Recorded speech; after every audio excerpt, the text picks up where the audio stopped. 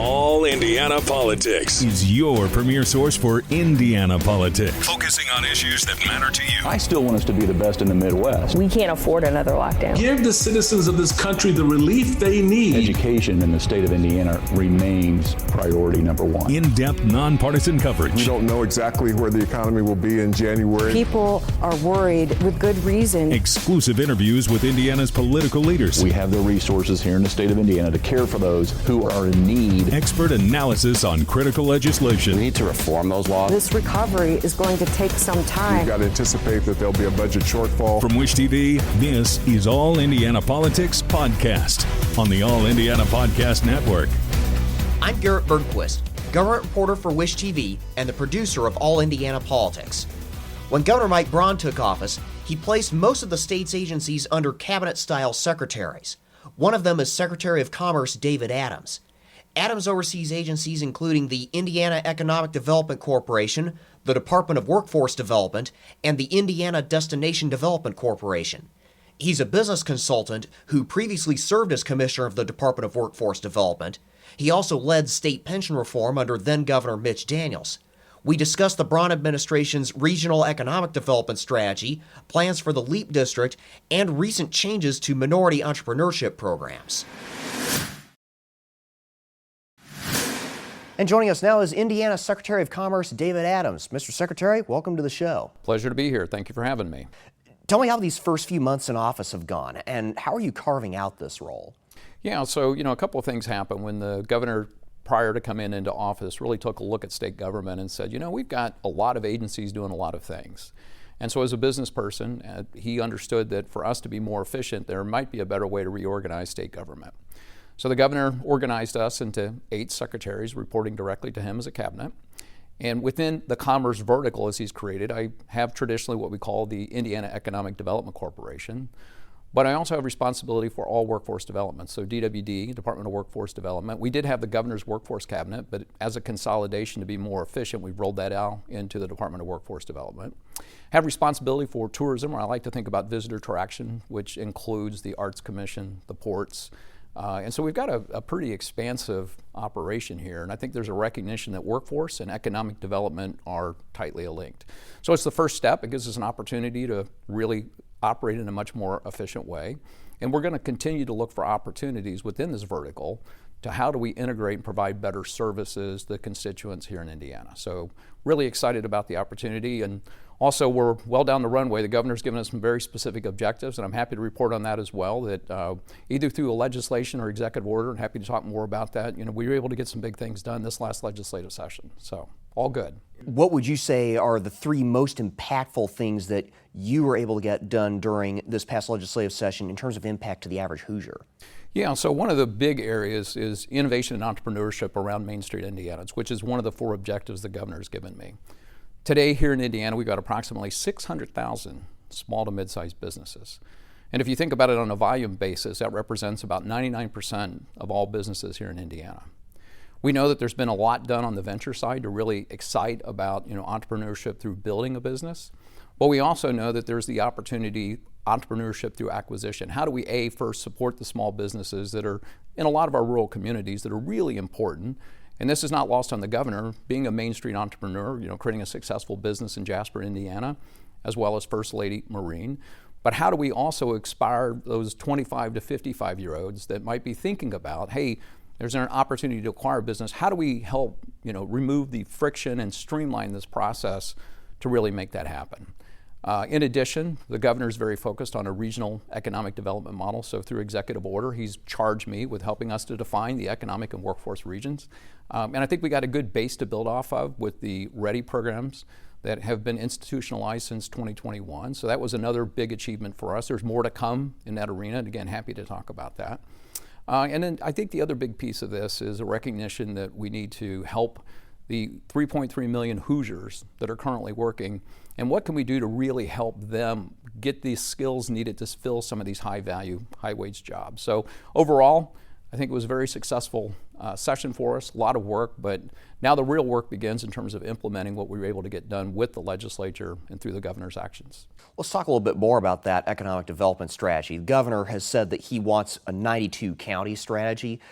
Tell me a little bit about how that looks in practice on the ground. Yeah, it's a great question. So, one of the things the governor recognized is when you think about the Indiana economy, it's not one economy.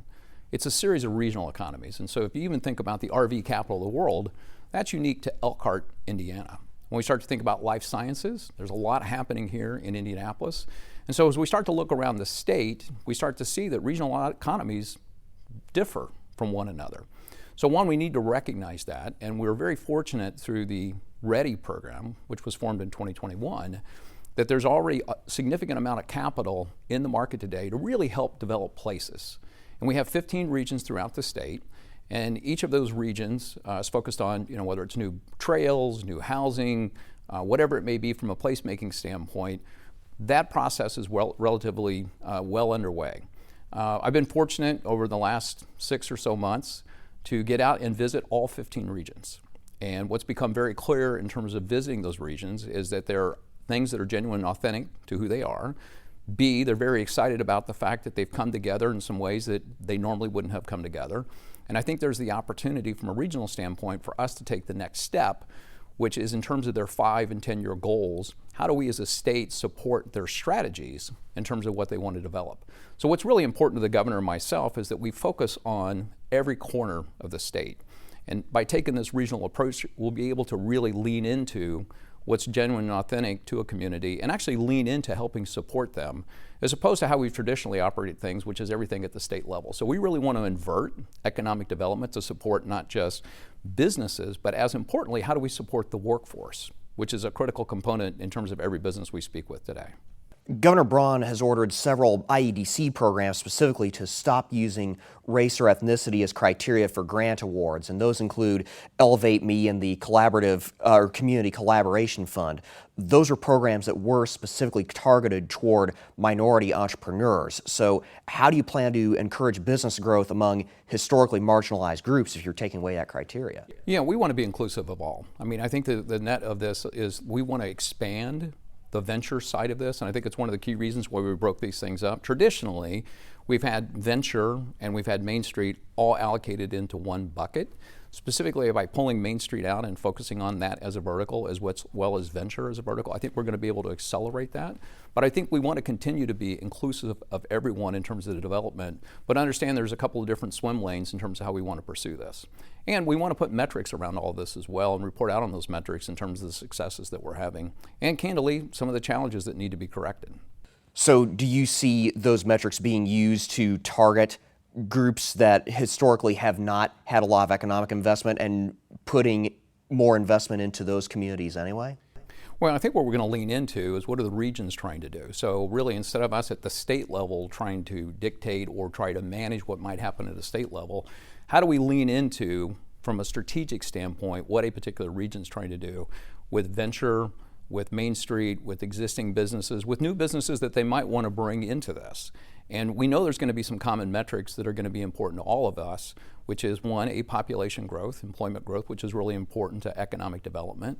How do we help improve the GDP per capita of each of those regions, and really kind of start thinking about how do we report out on that on a regional basis, and also start to really hone in on the percent of individuals that have college degrees. And for communities that are actually establishing goals in each of those categories in terms of where they're at today but where they want to go, how are they going to get there? That's the key piece of this, is strategically start to put a proactive plan in terms of how they move from where they're at to where they want to go. And we're really going to do this on a regional basis. So with respect to underserved groups, with respect to Main Street groups, with respect to people who might want to start a business, or organizations that might want to expand a business, as well as within a community, who might you might want to have within your community to support what you're trying to do economically. What's your plan for the LEAP district? So we're going to continue to evaluate, that area. You've probably seen that we've put up some land sales of areas that we think are not going to be useful to what we're doing. We're leaning very heavily into the fact that Eli Lilly's made a significant investment there around advanced manufacturing. I would contend probably one of the, if not the most advanced manufacturing facilities in the world, and something that's very unique to what they're doing. We want to lean into what other advanced manufacturing businesses would make sense to be a part of that. But we're going to continue to evaluate the land that has been acquired, how we actually enable the vision that we plan to actually bring into practice, and what do we do going forward. So all that's continuing to be studied, so stay tuned on that. How much land is the state looking to unload from LEAP right now? Well, again, these are all decisions that we're looking at right now in terms of what are our options, and it's not so much unload, but it's more like in terms of the plan itself, what makes most sense. And the governor's been very clear that we're not in the land development business, so we're also going to evaluate going forward who are partners potentially that are in a better position to help support the strategic objectives that we're looking to achieve in that particular area. You're overseeing a forensic audit of the IEDC right now. From what you have seen so far, was there evidence of wrongdoing at IEDC? Well, as the governor's talked about, we're not really going to discuss a whole lot of this until after the audit findings come out. But I think in the era of transparency, which was the real focus here, we want to make sure that, if there are areas that have to be improved, that we're proactive in terms of getting those areas addressed. And you've got my commitment and the governor's commitment. We're going to do that. Make sure that we've got a transparent process here. And then if there are issues that get identified, that we get those things corrected. Should Hoosiers be concerned about conflicts of interest, given that several members of the IEDC board were donors to the governor's campaign? No, I don't think so, because what the governor's trying to do in establishing this board, and we'll continue to see how this evolves, is to really go back to this regional focus of how do we create a board here that really represents sectors and regions of the state of Indiana, so that it's not viewed as a central Indiana board or in some ways is just getting folks that are within a specific area. It's really the focus of how do we really disperse across the region to get the voices of the regions to help us with economic development moving forward, especially with this regional development strategy that's so critical to the governor and myself. Secretary of Commerce David Adams, thank you for joining us. Thank you so much for having me. Good to be with you. That was Indiana Secretary of Commerce David Adams. Remember, you can watch All Indiana Politics every Sunday morning at 9:30, only on Wish TV. I'm Garrett Bergquist. Thanks for listening.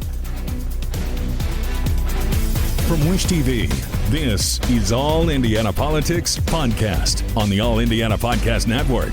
Watch All Indiana Politics live Sunday mornings at 9:30 on Wish TV and at wishtv.com. Subscribe to this podcast and listen weekly here on the All Indiana Podcast Network. And be sure to discover even more great podcasts at allindianapodcastnetwork.com.